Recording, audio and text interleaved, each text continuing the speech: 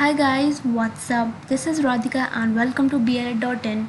So guys, we are doing here core mathematics previous year question papers हम solve कर रहे हैं for first year BLED first year के लिए and this is 2015 paper. इसके पहले हम 4 पेपर for 16, 17, 18 and 19 solve कर चुके हैं. तो आपने अगर नहीं देखा हो तो प्लीज़ आप उनको देखिए. ये सीरीज़ आपके लिए बहुत ज़्यादा बेनिफिशियल होगी.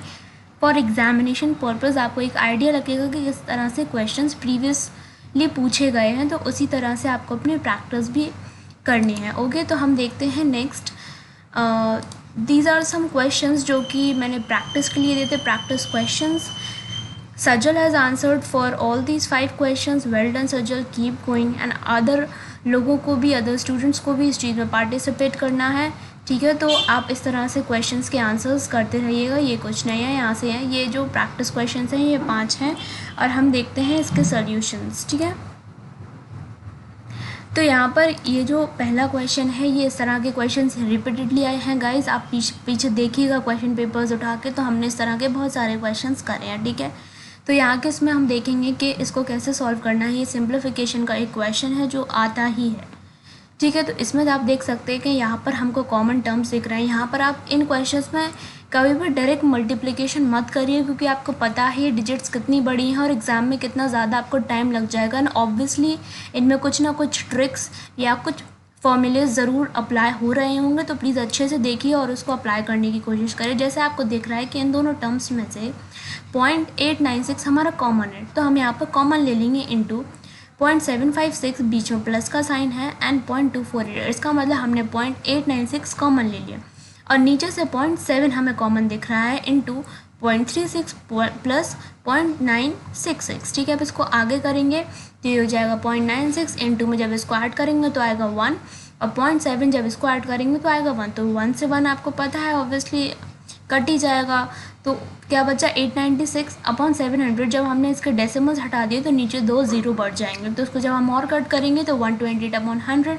तो इसका आंसर आ जाएगा 1.28. आई होप गाइस आपको ये क्वेश्चन समझ में आएगा. ठीक है, नेक्स्ट क्वेश्चन देखते हैं. 0.09 का स्क्वायर माइनस 0.03 का स्क्वायर अपॉन 0.09 प्लस 0.03. तो यहाँ पर आप देख सकते हैं कि a का स्क्वायर माइनस b का स्क्वायर बन रहा है कहीं ना कहीं, तो आपको बस फॉर्मूला अप्लाई कर देना है. यहाँ पर आपका a क्या है 0.09 और b क्या है 0.03. तो अपन करेंगे a प्लस b, तो a है अपना 0.09 और b क्या है 0.03 और यहीं पे माइनस को अप्लाई करेंगे तो माइनस आएगा इधर और ये एज इट इज़. तो जब हम इसको करेंगे तो आप देख सकते हैं इससे क्या होगा कि ये वाला और ये वाला टर्म दोनों कट गए. ठीक है, तो बचा क्या 0.09 माइनस 0.03 इक्वल्स टू 0.06. आपका आंसर आ जाएगा. ठीक है, moving on to the next which is third. ये भी सिंप्लीफिकेशन का क्वेश्चन है, सेम क्वेश्चंस आते हैं, इसको स्किप करिएगा ये इतना सा. ठीक है, ये है पूरा क्वेश्चन. ठीक है, इसको हम देखते हैं. सबसे पहले इसमें ये जो भी टर्म्स दिए रहते हैं, जो भी मिक्स्ड फ्रैक्शन है, इसको हमें सबसे पहले सॉल्व करना होता है. तो हम इसको एज इट इज़ लिखेंगे 5/6 और ये इंटू में है तो 6/7 माइनस 8/9 डिवाइड बाई 5 1 5 6 7 8/5 प्लस 3/4. फिर यहाँ पर into 3 3 9 plus 10/3 equals 9 2 18 plus 2 is 25/9. ठीक है, तो अपन ने इस तरह से सॉल्व कर लिया. अब देखते हैं नेक्स्ट स्टेप क्या है. हम इसको बॉडमास रूल इसमें अप्लाई करेंगे. तो सबसे पहले जो हमने आपको बताया था कि जो भी डिवाइड का साइन होता है उसको हम सॉल्व करने के लिए इनटू करते हैं और जो उसके नेक्स्ट वाला टर्म होता है उससे जुड़ा होता है उसको हम रेसिप्रोकल कर देते हैं. इस तरह से हमारा ये जो डिवाइड वाला साइन होता है उसको हम सॉल्व करते हैं. 5/6 इंटू ये जो टर्म है वो रेसिप्रोकल होगा 7/6x, क्योंकि यहाँ पर एक तरह से डिवाइड का मतलब क्या हुआ, ये वाला टर्म पूरे में अपॉन ये वाला टर्म. ठीक है, तो इसको हम क्या करेंगे ऊपर ले जाते हैं रेसिप्रोकल में और इंटू हो जाता है. वही स्टेप हमने यहाँ पर किया. ठीक है, माइनस 8/9 इंटू 5/8 इसका रेसिप्रोकल प्लस 3/4 इंटू 10/3 इक्वल्स 25/9. अब जो भी कट हो रहा है उसको कट करेंगे अपन. तो यहाँ पर 8 से 8 और 3 से 3 कट हुआ, 7 3 7 5 35 और 6 6 36x माइनस ये कट हो गए तो 5/9 प्लस 5/2 इक्वल्स टू 25/9. अब जो x का टर्म है उसको एक तरफ लेके ये सारे टर्म्स एक तरफ कर देंगे सो दैट हम इसको सॉल्व कर सकें. तो यहाँ पर हमारा नेक्स्ट स्टेप क्या होगा, इसमें एलसीएम लेंगे तो 18 एलसीएम आएगा. उसके बाद हमारे टर्म्स आ गए 50 plus 10 minus 45. I hope guys आपको एलसीएम लेना अच्छे से आता होगा. 60 माइनस 45/18, 15/18, और ये किसकी इक्विवेलेंट था, इस टर्म की इक्विवेलेंट, ठीक है। तो जब हम इसको इक्वल रखेंगे तो ये 2 टाइम्स कट जाएगा।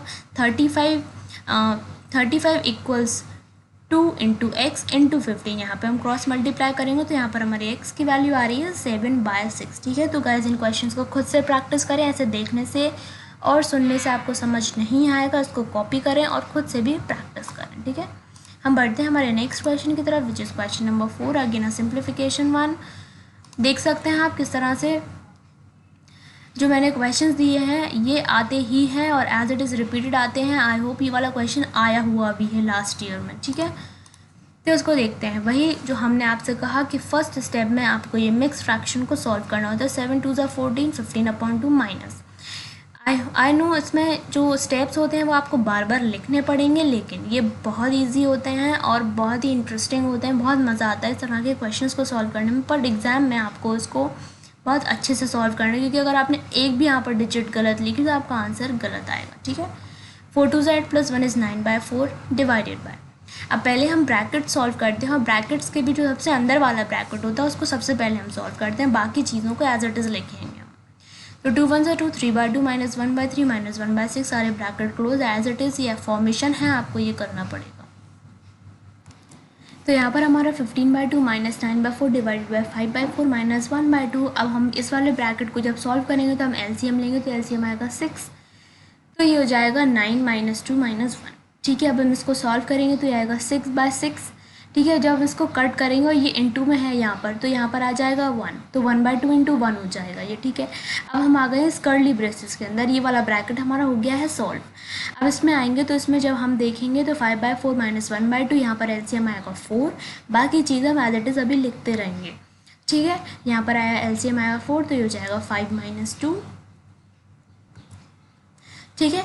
अब 9/4, अब यहाँ पर हमारा ये वाला ब्रैकेट भी सॉल्व हो गया, तो ये आएगा 3/4, 3/4 आएगा, तो इंटू करके हम इसको रेसिप्रोकल कर देंगे, जहाँ पर हो जाएगा 4/3, ठीक है। तो यहाँ पर आप एक स्टेप और बढ़ा सकते हैं, मैंने स्किप किया, तो 4 में से 4 कट हो जाएगा, तो ये जाएगा 9/3, और यहाँ पर भी ये कट हो जाएगा, तो इससे बचेगा 3। तो हमारा ये जो लास्ट ब्रैकेट था वो भी सॉल्व होगा। तो 15/2 - 3, यहाँ पर फिर से हम एलसीएम लेंगे 2, 15 - 6 = 9/2, which is 4/5, 4.5, okay, this is 4.5, ठीक है। तो यहाँ पर इसका भी आंसर आ गया आपका। नेक्स्ट हम देखते हैं क्वेश्चन नंबर 5। इस तरह के क्वेश्चंस भी बहुत आते हैं गाइस, तो इनको करने में बिल्कुल भी प्रॉब्लम मत करिएगा, क्योंकि यहाँ पर डिवाइड बहुत सारे होते हैं, तो कंफ्यूज मत होइएगा। एक एक करके जो सबसे नीचे वाला होता है हम पहले उसको सॉल्व करेंगे। तो यहाँ पर हमें क्या दिख रहा है इस वाले में कि हमें एलसीएम लेना है, तो एलसीएम आएगा x, ये हो जाएगा x + 1, इसका रेसिप्रोकल किया, ये पहुँच गया ऊपर, तो ये हो जाएगा 1 + x/x + 1। अब फिर से हम इसका क्या करेंगे, एलसीएम लेंगे, तो एलसीएम क्या आएगा x + 1, तो ये हो जाएगा x + 1 + x, और ये होल कितने के है, पूरे 1 के अपन पूरे डिवाइड में है ये। अब ये वापस रेसिप्रोकल होकर ऊपर जाएगा, ठीक है, 1 के पास, तो 1 के पास पहुंच गया क्या, x + 1, और नीचे क्या रह गया, ये x 2x + 1 और इक्वल्स टू 2। अब यहाँ पर हम क्या करेंगे, क्रॉस मल्टीप्लाई, तो इसका ये वाला जो नीचे वाला पार्ट है ये इसके साथ मल्टीप्लाई हो जाएगा, तो x + 1 = 2, और ये पूरे होल में होगा मल्टीप्लाई, ठीक है। x + 1 = 4x + 2, और सारे x के टर्म हम एक तरफ लेंगे, तो ये हो जाएगा -1 = 3x, तो x की वैल्यू आ जाएगी -1/3। तो ये थे आपके प्रैक्टिस क्वेश्चन जिसका हमने सोल्यूशन देख लिया। अब हम अपने चलते हैं आगे। ये हमारे 2015 का क्वेश्चन शॉर्ट क्वेश्चंस हैं, जहाँ पर आपको 7 क्वेश्चंस करने होते हैं फ्रॉम 10 अलग अलग यूनिवर्सिटीज़ का अलग अलग क्राइटेरिया होता है। तो मार्क्स आप अपने रिस्पेक्टिव यूनिवर्सिटीज़ के अकॉर्डिंग देख लीजिएगा। बाकी ये प्रैक्टिस क्वेश्चन हैं, ये सबको करने हैं, बिकॉज ये सबके लिए हेल्पफुल है, ठीक है। तो इस तरह के क्वेश्चन हम बहुत बार देख चुके हैं, आपने देखा होगा। तो यहाँ पर हम क्या करते हैं, स्क्वायरिंग करते हैं बोथ द साइड्स, ठीक है। तो √1 + x/144 में हम पूरा होल स्क्वायर करेंगे, जिससे कि हमारा स्क्वायर रूट हट जाए, = 13/12, बोथ द साइड्स हमको स्क्वायर करना पड़ता है, ठीक है। तो यहाँ पर रूट हट जाएगा, 1 + x/144, यहाँ पर आपको 13 का स्क्वायर = 169, 12 का स्क्वायर = 144, ठीक है। तो यहाँ पर हम 144 का एलसीएम लेंगे, तो यहाँ पर आएगा 144 + x = 169/144, जहाँ पे 144 से 144 आपका कट हो जाएगा, तो ये आपकी इक्वेशन बनी। तो यहाँ पर जो x की वैल्यू है वो आएगी 169 माइनस 144 विच इज़ 25। ठीक है, आई होप आपको ये समझ में आया होगा। हम चलते हैं नेक्स्ट क्वेश्चन की तरफ। आप प्लीज़ इसका स्क्रीनशॉट ले सकते हैं, जो भी सॉल्यूशंस हैं, बाकी इसको आप खुद से आपको ट्राई करना ही है। ठीक है, यहाँ पर हम सॉल्व करते हैं। तो सबसे इनर ब्रैकेट हम सॉल्व करेंगे तो 13/3, क्योंकि 13 डिवाइडेड बाय 3 है, 13/3 माइनस फिर 1/3 है। ठीक है, तो हम इसका एलसीएम लेंगे 3, तो यहाँ पर आएगा 13 माइनस 1 इज़ 12, तो इसको कट करेंगे हो जाएगा 4। तो ये हमारा ब्रैकेट सॉल्व हो गया। तो 1 डिवाइडेड बाय 4 यहाँ पर आ गया। अब हम कर्ली ब्रेसेस को सॉल्व करेंगे तो 5 divided by 4 minus this is 1/4। ठीक है, नेक्स्ट स्टेप में 5/4 minus 1/4, 4 is LCM, 5 minus 1 is 4, 4 से 4 कटा तो आएगा 1, 1 डिवाइडेड बाय 1, तो 1 प्लस 1/1, तो 1, ये वाला ब्रैकेट भी हमारा सॉल्व, 1 प्लस 1/1 इज़ 1, तो 1 प्लस 1 इज़ 2। ठीक है, तो इस तरह से आपको सॉल्व करना है, कंफ्यूज मत होइएगा और अच्छे से करिएगा अपने एग्जामिनेशन में। ठीक है, बढ़ते हम नेक्स्ट क्वेश्चन में, विच इज़ क्वेश्चन नंबर 3। इस तरह का क्वेश्चन भी हम कर चुके हैं। After selling a radio for 600 rupees, a seller is in loss for 1/16 of the cost price of the radio. ठीक है, तो यहाँ पर आपको कॉस्ट प्राइस निकालना है रेडियो का। तो यहाँ पर वो ये कह रहा है कि एक कोई भी सेलर है, उसने एक रेडियो सेल किया फॉर 600 रुपीज़, जिसके थ्रू उसको लॉस हो गया कितना, 1/16 ऑफ द कॉस्ट प्राइस। तो अपन को कॉस्ट प्राइस कैलकुलेट करनी। तो यहाँ पर हम देखेंगे कि cost price of the radio भी x। ठीक है, यहाँ पर हम लॉस को निकालेंगे कि लॉस उससे कितना हुआ था। तो वहाँ पे कितना दे रखा, 1/16 ऑफ द कॉस्ट प्राइस, तो 1/16 ऑफ द कॉस्ट प्राइस कितनी मान ली हमने, x, तो x/16 रुपीज़, इतना उसको लॉस हो गया। ठीक है, अब अपन यहाँ पर अपन लॉस कैलकुलेट करेंगे। तो loss equals cost price minus selling price, ये फॉर्मूला होता है। लॉस की जगह x/16 equals cost price is x minus selling price. तो हम सेलिंग प्राइस की वैल्यू निकालेंगे, जो कि हो जाएगी x माइनस x/16, 16 एलसीएम लेंगे तो 16x माइनस x, तो 15x/6। तो ये हमारी सेलिंग प्राइस आ गई कि उसने इतने पे सेल किया, इस वजह से उसको लॉस हुआ। तो ये जो सेलिंग प्राइस है, ये आपकी जो भी क्वेश्चन दे रखा है उसमें 600 दे रखी है। तो ये क्या हुआ, ये सेलिंग प्राइस यही तो है 600 रुपीज़। तो अपन इसको इसके इक्विवेलेंट रख देंगे। ठीक है, 600 रुपीज़ के, तो this is 600। Okay, 15x/16 equals to 600। तो यहाँ पर x की वैल्यू जब हम कैलकुलेट करेंगे तो आएगा 600 इंटू 16/15 विच इज़ 640 रुपीज़। इसका मतलब कि उसको कितने का है, 640 रुपीज़ ने उसने रेडियो को ख़रीदा और 600 रुपये में बेच दिया। तो ऑब्वियसली उसे लॉस हुआ कितने का, 40 रुपीज़ का। ठीक है, तो 40 रुपीज़ का उसको लॉस हो गया। अगर आपको कैलकुलेट करना है तो यहाँ पर आप x जो है कॉस्ट प्राइस रखेंगे, जब 640/16 तो 40 निकल कर आएगा। इसका मतलब आपका आंसर बिल्कुल सही आया है। ठीक है, तो हम बढ़ते हैं next question, which is question number 4। इस तरह का क्वेश्चन भी हम कर चुके हैं। How many percentage of 9.5 grams is 19 grams. उसको हम x% लेट करते हैं, तो x% of 9.5 kg be 19 grams. मान लिया हमने कि x% इतने kg का इतने ग्राम्स होगा। तो इस तरह से हम इसके इक्वेशन फॉर्म करेंगे कि x% of 9.5 kg is 19 grams. इसको हम 1 मान लेंगे, इक्वेशन 1 एक तरह से।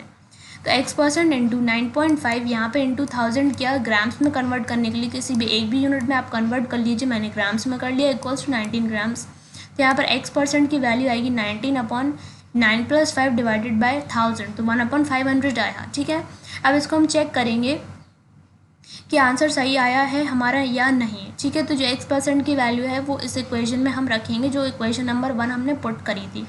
तो x% of 9.5 equals to 19 grams, ये जो हमारी फर्स्ट इक्वेशन है, इसमें हम x% की वैल्यू रखेंगे 1/500 इंटू 9.5 इंटू 1000।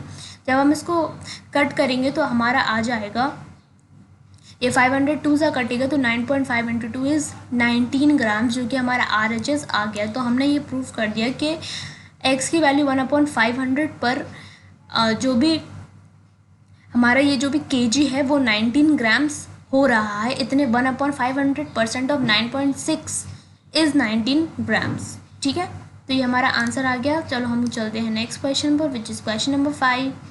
क्वेश्चन नंबर 5 हम देखते हैं, इज़ अ रेशियो क्वेश्चन। यहाँ पर दो लोगों की एज दी है आपको रेशियो में, एक अंशुमन है एंड एक अभिनव है। ठीक है, तो उसकी 4:3 उनकी रेशियो दे रखी है उनकी एजेस की। ठीक है, उन्होंने कहा है कि addition of the ages is 28। उनकी जो एज है उनका हम सम करेंगे दोनों की एज का, तो 28 निकल कर आ रहा है एट दिस टाइम। उन्होंने कहा है कि उनकी जो एज है उसका रेशियो आप बताओ 8 साल के बाद के 8 साल के बाद उनके जो एज का रेशियो है वो क्या होगा। यहाँ पर गाइज आप एक तरह से अपने आंसर को चेक कर सकते हैं। जैसे यहाँ पे 4/3 है तो इनके बीच का डिफरेंस कितना है 1। तो चाहे आप 8 साल बाद निकालो, चाहे 10 साल, चाहे 100 साल बाद निकालो, लेकिन जो उन दोनों की एज का डिफरेंस है वो हमेशा ही सेम आएगा। यहाँ पर 1 डिफरेंस आ रहा है तो आंसर में भी हमारा डिफरेंस 1 आएगा। तो आप इस चीज़ को ध्यान में रखिए। अगर इस तरह से भी कुछ और आंसर आ रहा है तो इसका मतलब आपने कुछ गलत कैलकुलेट किया है, ठीक है। तो इस चीज़ को आप याद रख लेना। अगर आप और आपके सिस्टर या ब्रदर हैं, अगर आपके दोनों के बीच में 10 साल का डिफरेंस आज है तो 8 साल बाद भी आपके दोनों के बीच का डिफरेंस 8 ही रहेगा। जितना डिफरेंस अभी है उतना ही डिफरेंस बाद में भी रहेगा। तो इस चीज़ से आपको पता होना चाहिए ये चीज़। और आंसर में भी आप इस तरह से अपने आंसर को कैलकुलेट करके प्रूव कर सकते हैं कि आपका आंसर सही है। तो हमने मान ली उन दोनों की एजेस को क्या है 4x और 3x, ठीक है। हमने रेशियो को तोड़ लिया। अब उनकी एडिशन क्या है जिसका 28, तो एजेस उनकी क्या है 4x और 3x, उनका हम एडिशन करेंगे तो आएगा 7x इज इक्वल टू 28, तो x की वैल्यू आ गई 4। अब इसको वैल्यू हम यहाँ पर रखेंगे तो इनके हमको एजेस पता चल जाएंगे। एज ऑफ अंशुमन 4x है तो यहाँ पर 16 ईयर्स है उसकी एज अभी एट प्रेजेंट, और 3x है तो उसकी 12 है किसकी, अभिनव की, एट प्रेजेंट। इन दोनों का आप सम करके देख लो कितना आ रहा है 28 आ रहा है, ठीक है। अब 8 साल के बाद कितनी होगी 16 + 8 इज 24 ईयर्स, और इसकी कितनी होगी 20 ईयर्स। अब इन दोनों का अपन रेशियो निकाल दो सिंपल, 24/20 तो 6:5 आ गया आंसर। 8 साल बाद उनकी एज का रेशियो कितना होगा 6:5, ठीक है। तो अब हम चलते हैं next is our question number 6। यहाँ पर हमको सॉल्व करना है, ये दिख रहा है आपको। तो यहाँ पर हम कैसे करेंगे 0.125 + 0.027 अपॉन, ये दोनों डिवाइड में है तो उसको डिवाइड में करके प्लस 0.09, नेक्स्ट स्टेप में इनको ऐड कर देंगे तो हो जाएगा 0.152। इसको जब हम कट करेंगे तो आएगा 5/3 प्लस इसके दोनों जीरो हमने नीचे कर लिए तो 9/100। यहाँ पर हम रेशियो लेंगे 300 तो ये हो जाएगा 500 + 27, 300 पहुँच जाएगा ऊपर, क्रॉस मतलब रेसिप्रोकल हो जाएगा यहाँ पर। तो 0.152 × 300 अपॉन 527 इन दोनों को ऐड करके, और यहाँ से हमने पॉइंट हटाया तो नीचे 3 0 आए, ठीक है। तो 2 से 0 यहाँ पर कट हो गए तो हमारी ये वैल्यू निकल कर आई फाइनली। अब हम इसको इंटू करेंगे तो 456 अपॉन 5270, इसको हम और कट करेंगे 2 की टेबल से तो ये आ जाएगा। जब हम इसको इससे डिवाइड करेंगे तो आएगा 0.086, ठीक है। तो आप इसको ईजिली कैलकुलेट कर सकते हैं, इसमें ऐसा कुछ बहुत नहीं था।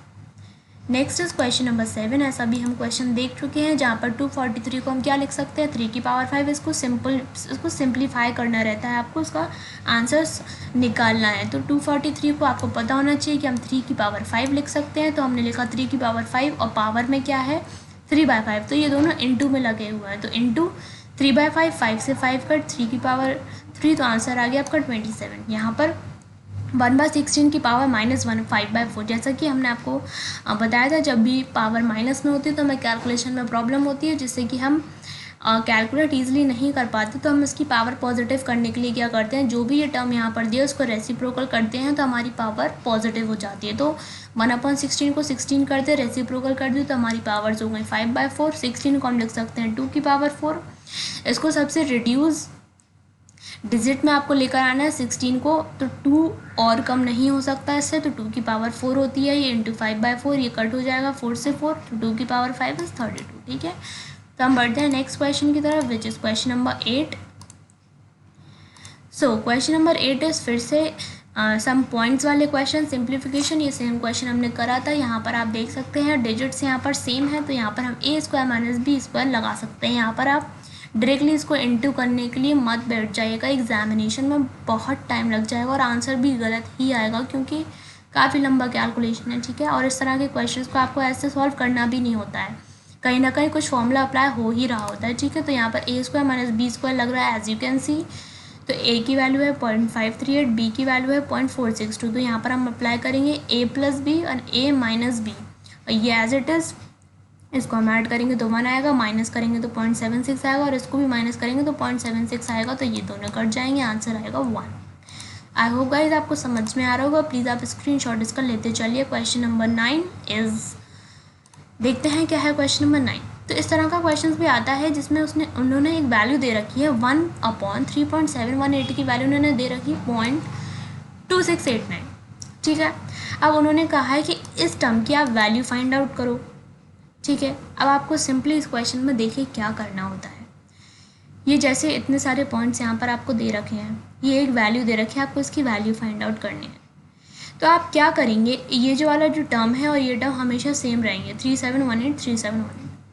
आप इस वाले टर्म को ऐसा क्रिएट करेंगे 3.718 बनाएंगे। ऐसा क्या करेंगे, पॉइंट यहाँ पर खिसक कर आ जाए 3.718। ठीक है, ऐसा हो जाए यहाँ पर, तो जिससे कि हम तुरंत ये वैल्यू रख दें यहाँ पर, हमें ज़्यादा कैलकुलेशन ना करना पड़े। ठीक है, तो अब हम देखते हैं। तो आप ये देखेंगे कि अगर हमें यहाँ पर पॉइंट लाना है और है यहाँ पर, तो हमें कितने डिजिट्स शिफ्ट करने पड़े, 1 2 3 4 डिजिट शिफ्ट करने पड़े हमें यहाँ पर। तो हम पॉइंट यहाँ पे हटा के यहाँ करेंगे, लेकिन फिर उसके बदले में हमें ऊपर 10 की पावर 4 का मल्टीप्लाई करना पड़ेगा, क्योंकि जितने डिजिट हम यहाँ से शिफ्ट करेंगे उतने ही डिजिट हम ऊपर इंटू 10 की पावर में मल्टीप्लाई करते जाएंगे। ठीक है, तो यहाँ पर जब 3.718 किया तो 10 की पावर 4 इसलिए किया क्योंकि हमने 4 डिजिट यहाँ से यहाँ पर खिसका दिए इसको। ठीक है, तो ये हमारा क्या बन गया 1/3.718, बिल्कुल सेम ऐसा। तो इसकी वैल्यू हम यहाँ पर रख देंगे तो कितना आ जाएगा 0.2689, और इनटू में हमारा क्या था 10 की पावर 4।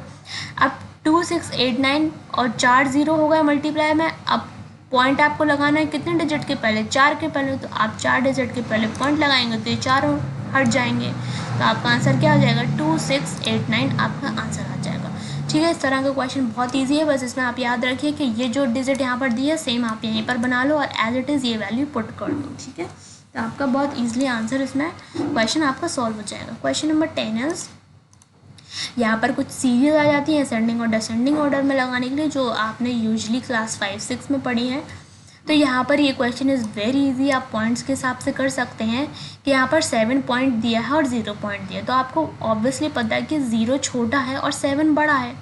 तब आप ये देखिए कि 0 वाले कितने हैं, तो 0 वाले यहाँ पर 3 हैं। ठीक है, 3 है, अभी 7 वालों को छोड़ देंगे क्योंकि ये बाद में आएंगे।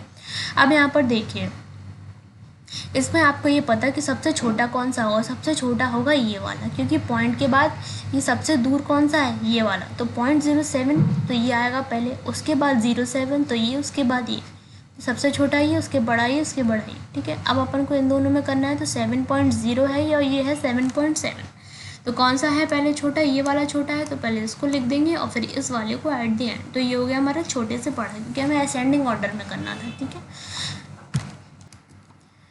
Next question is question number 2, जिसमें कि असेंडिंग ऑर्डर में ही लगाना है, बट यहाँ पे इसके 2 मेथड्स होते हैं, या तो एक एलसीएम मेथड होता है या फिर डायरेक्ट आप डिवाइड करके भी निकाल सकते हैं। सो इस क्वेश्चन में if I suggest you to please आप इसको डिवाइड कर लें, उसके बाद ही इसका आंसर लिखें, क्योंकि अब जब आप देख सकते हैं कि सारे इस तरह के डिजिट्स हैं कि आप एलसीएम लेंगे तो बहुत प्रॉब्लम आएगी, तो इसलिए आप सीधे सीधे इसको डिवाइड करिए एग्जामिनेशन में और आंसर निकालिए। तो 4/13 इज़ 0.307, बस इसका डिवाइड अच्छे से होना चाहिए। 7/29 इज़ 0.241, 13/53 का डिवाइड करेंगे तो 0.245, और 123 का 500 से करेंगे तो 0.246। अब इजीली आप कैलकुलेट कर सकते हैं इन चारों में से कि सबसे छोटा कौन है और सबसे बड़ा कौन है, लेकिन आंसर आप 3 डिजिट्स तक ही निकालिए, क्योंकि उससे बहुत इजी हो जाता है अरेंज करने में। सो यहाँ पे आपको असेंडिंग ऑर्डर में लगाना है, तो सबसे छोटा है 0.241, देन 0.245, देन 0.246 एंड 0.307। तो उसके हिसाब से हम वैल्यूज़ पुट करेंगे, तो ये हो जाएगी 7/29, ये हो जाएगा 13/53, 123/500 एंड 4/13। तो दिस इज द आंसर। तो moving on to the next which is section B, यहाँ पर हम देखेंगे 4 क्वेश्चंस आते हैं, जिसमें से आपको 2 अटेम्प्ट करने पड़ते हैं। Criteria is different from different universities. तो हम देखते हैं क्वेश्चन नंबर 1 क्या है। ये लंबा सा क्वेश्चन, इसको देखेंगे समझेंगे क्या है। Sandeep travels by a car 200 kilometres from Kanpur to Allahabad in 3 hours and 20 minutes। ठीक है, संदीप है वो ट्रैवल कर रहा है बाय कार, उसने कानपुर से इलाहाबाद तक की डिस्टेंस ट्रैवल की कितनी 200 किलोमीटर्स कितनी देर में 3 घंटे 20 मिनट में, ठीक है। और फिर जब वो वापस होता है इलाहाबाद से कानपुर में तब उसको 4 घंटे एंड 10 मिनट लग गए और डिस्टेंस तो वही रही 200 किलोमीटर। अब उसमें पूछा है कि एवरेज स्पीड बतानी है आपको दोनों जगह की, ठीक है। और ये बताना है कि कितना ज़्यादा how much greater the speed to go from Kanpur to Allahabad as compared to the average speed, मतलब जो आपकी एवरेज स्पीड आएगी और जो आपकी स्पीड आएगी कानपुर से इलाहाबाद की, उन दोनों के बीच में कंपेयर करके बताना है कि कितनी ज़्यादा है, ठीक है। चलो हम देखते हैं। पहले हम निकालेंगे speed of Sandeep from Kanpur to Allahabad. पहले हम कानपुर से इलाहाबाद की स्पीड निकालेंगे, तो स्पीड का फॉर्मूला क्या आता है, डिस्टेंस अपॉन टाइम, तो ये जाएगा 200 और अपॉन 3 + 20 मिनट्स, उसको लगे 3 आवर्स + 20 मिनट्स। उसको हम एक ही उसमें चेंज करेंगे, या तो आप आवर्स में कर लीजिए या मिनट्स में कर लीजिए। अपन आवर्स में करेंगे तो ये हो जाएगा अपॉन 60 से अपन डिवाइड करते हैं आवर्स में कन्वर्ट करने के लिए, तो जो हो जाएगा 3 + 1 अपॉन 3 आवर्स, ठीक है। इसका एलसीएम लेंगे तो आ जाएगा 3, ये हो जाएगा 9 + 1 रेसिप्रोकल होगा 200 × 3 अपॉन 10, तो उसको लगे 60 किलोमीटर्स पर आवर, ठीक है। जो स्पीड की हमारी स्टैंडर्ड यूनिट है which is kilometre per hour, इसलिए हमने उसको आर में कन्वर्ट किया। अब हम उसकी स्पीड कैलकुलेट करेंगे फ्रॉम इलाहाबाद टू कानपुर जब वो रिटर्न हो रहा है, ठीक है। तो 200 अपॉन 4 आवर्स + 10 मिनट्स उसको लगे, इसको अपन आवर्स में कन्वर्ट करेंगे तो अपन 60, तो 4 + 1 अपॉन 6 आवर्स, एलसीएम लेंगे 6, 25 अपॉन 6 रेसिप्रोकल होगा 206 अपॉन 25। जब इसको कट करेंगे तो आंसर आएगा 48 किलोमीटर्स पर आवर। तो हमने इंडिविजुअल स्पीड निकाल ली उसके जाते समय और उसके लौटते समय की, ठीक है। अब हम ज़रा आगे देखते हैं, उसकी एवरेज स्पीड निकालते हैं। तो एवरेज स्पीड हम कैसे निकालते हैं, total distance travel upon total time taken, ठीक है। तो टोटल इसने कितना डिस्टेंस ट्रैवल किया 200 + 200 और टोटल टाइम कितना है 10/3 + 25/6 आवर्स, ठीक है। जब हम इसको सॉल्व करेंगे तो आंसर हमारा आएगा 160/3 which is 53.6 kilometre per hour. तो ये एवरेज स्पीड का मतलब क्या हुआ, एवरेज स्पीड का मतलब ये हुआ कि उन्होंने एक एवरेज बताया कि कितना आखिर उसको स्पीड उसकी थी आने में और जाने में। एक अपन ने एक आइडिया निकाल लिया ये कि आखिर कितनी स्पीड थी उसकी, एक एवरेज, ठीक है। तो ये हो गया आपकी एवरेज स्पीड। अब हमें यहाँ पर कंपैरिजन करना है किस में, कानपुर टू इलाहाबाद की स्पीड में और एवरेज स्पीड में। तो कानपुर से इलाहाबाद की स्पीड उसकी कितनी थी 60 किलोमीटर पर आवर और एवरेज स्पीड उसकी कितनी है 53.3 किलोमीटर पर आवर। अब इसका डिफरेंस हम कैलकुलेट करेंगे तो 6.7 आ जाएगा। तो 6.7 किलोमीटर वो फास्टर चलाता है as compared to average speed, ठीक है। तो ये हमको निकालना था तो हमने निकाल लिया। फ्रॉम कानपुर टू इलाहाबाद की जो स्पीड थी वो 60 और जो एवरेज थी वो 53.3, तो कितनी ज़्यादा है 6.7 किलोमीटर्स ज़्यादा स्पीड थी उसकी, ठीक है, when he was travelling from Kanpur to Allahabad, ठीक है। तो इस तरह से क्वेश्चंस को आप अगर लंबा है तो पार्ट्स में डिवाइड करके इस तरह से आप उसको सॉल्व कर सकते हैं, ठीक है। Moving on to the next question, yes, which is our question number 2। ऐसा क्वेश्चन गाइस पहले भी आ चुका है लेकिन आई थिंक ये यहाँ पर थोड़ा सा मिसप्रिंटिंग है। क्वेश्चन पेपर में थी x + 1/4 यहाँ पर दिया है, आई थिंक y होना चाहिए क्योंकि ये क्वेश्चन 4 से सॉल्व नहीं हो रहा, ये यहाँ पर आके अटक जा रहा है, ये इसका लास्ट स्टेप बन रहा है, इसके बाद ये कुछ सॉल्व नहीं हो रहा है। प्लीज़ आप लोग इसको ट्राई करिए, बट आई थिंक ये क्वेश्चन गलत है, तो प्लीज़ आप देख लीजिएगा, इसको ट्राई करिएगा और होता है तो ठीक है, अदरवाइज़ आप इसको रॉन्ग करिए और यहाँ पर इसको वाई करके सॉल्व करिएगा, तब आपका आंसर ईजिली आ जाएगा। हमने इसको पहले भी सॉल्व किया था, ठीक है। आप इसको सॉल्व करिए, कमेंट बॉक्स में ज़रूर बताइएगा, ठीक है। हम बढ़ते हैं नेक्स्ट क्वेश्चन की तरफ विच इज़ क्वेश्चन नंबर 3।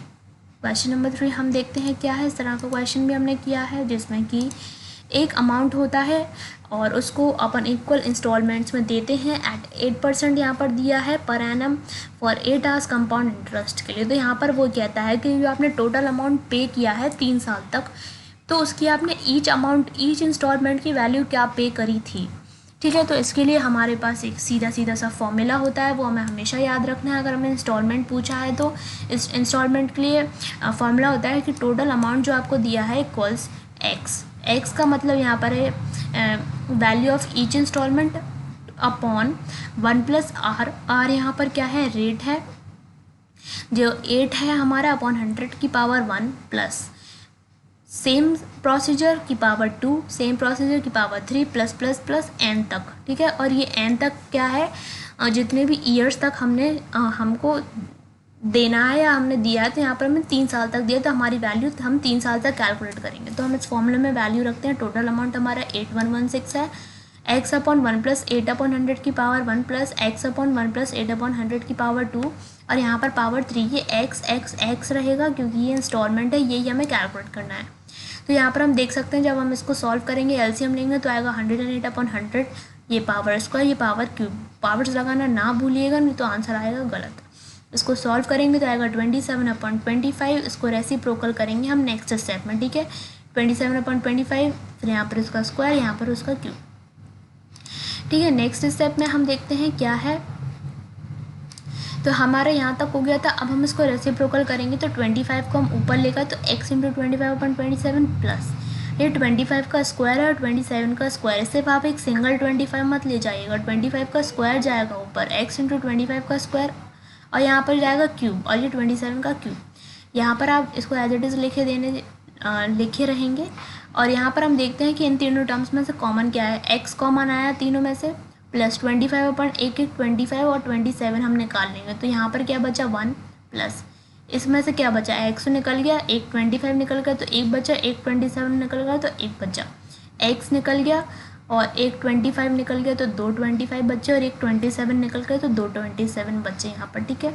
यहाँ पर हम एलसीएम लेंगे, क्या आएगा 27 इंटू 27। यहाँ पर आप प्लीज़ पूरा ना सॉल्व करें, नहीं तो आपको बहुत प्रॉब्लम होगी कैलकुलेशन में, एज इट इज़ लिख दीजिए। एलसीएम लेंगे तो ये आएगा 27 का स्क्वायर प्लस 25 इंटू 27 प्लस 25 का स्क्वायर, यह आ जाएगा 729 प्लस 675 प्लस 625, इसको ऐड करेंगे तो आएगा 2029 अपॉन 729, और ये हमारी वैल्यू आ गई इस तरह से। अब हम एक्स की वैल्यू निकालेंगे तो हम सब हर जगह पे क्रॉस मल्टीप्लाई कर देंगे। नेक्स्ट स्टेप में देखते हैं क्या है। ओके, सो हमने कर दिया क्रॉस मल्टीप्लाई, तो हो गया 8116 into 27 into 729 equals 25x into 2029। X को हम ले आए इधर तो ये आ जाएगा ऊपर, ये पूरा हो जाएगा नीचे, इसको कट करेंगे 4 टाइम्स कट होगा तो ये वैल्यू आई, इसको इनटू करेंगे तो 78,732 अपॉन 25, जब अपन इसको सॉल्व करेंगे तो आएगा 3,149.28 रुपीज़। तो ये हमारी क्या आई, value of each instalment I.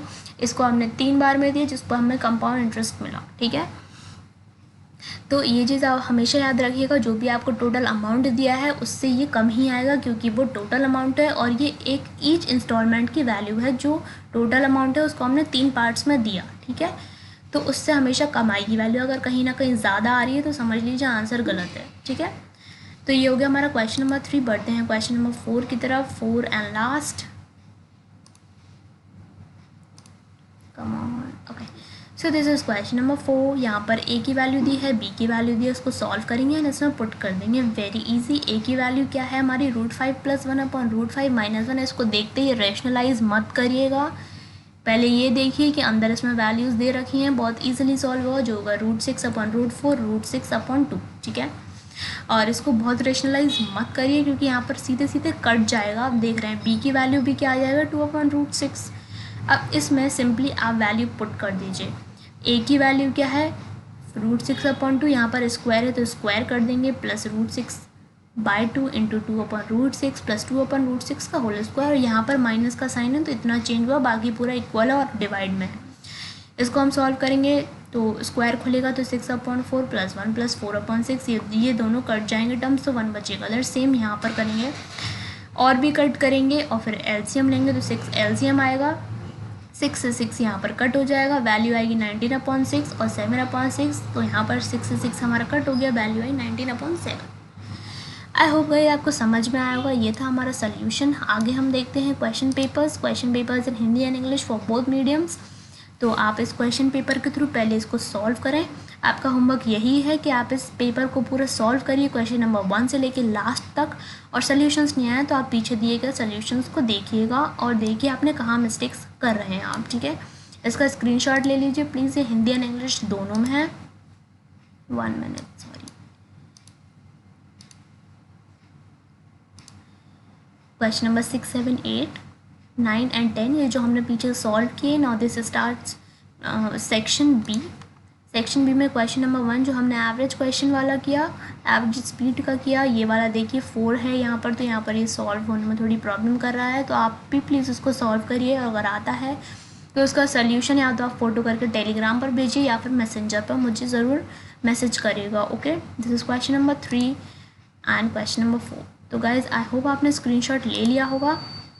So at the and, अगर ये वीडियोज़ और सीरीज़ आपके लिए बिल्कुल हेल्पफुल हैं और होंगे भी, तो प्लीज़ इसको लाइक करें, ठीक है, डू शेयर, और प्लीज़ चैनल को सब्सक्राइब करें, जिससे कि ऐसे ही आगे सीरीज़ में जो वीडियोज़ आ रहे हैं वो आपको जैसे ही अपडेट या अपलोड हो तो आपको हाल मिल जाए। इसलिए आप नोटिफिकेशन बेल भी प्रेस कर दीजिए, और प्लीज़ इस वीडियो को जाते जाते लाइक ज़रूर करिएगा, और जो भी आपके डाउट्स हैं नीचे मुझे कमेंट बॉक्स में करिए कमेंट, या फिर आप मैसेंजर की लिंक लगी है मुझे वहाँ पर भी मैसेज कर सकते हैं। ये लेसन कैसा लगा आपको प्लीज़ कमेंट बॉक्स में ज़रूर रिव्यूज़ दीजिए गाइज, बिकॉज़ जब आप रिस्पॉन्स करेंगे तभी मुझे पता चलेगा आपको लेक्चर्स कैसे लग रहे हैं या क्या इम्प्रूवमेंट की ज़रूरत है, ठीक है। So do like, share and subscribe. I hope you like this. So मिलते हैं हम अगले वीडियो में। Till then bye bye, take care and all the best.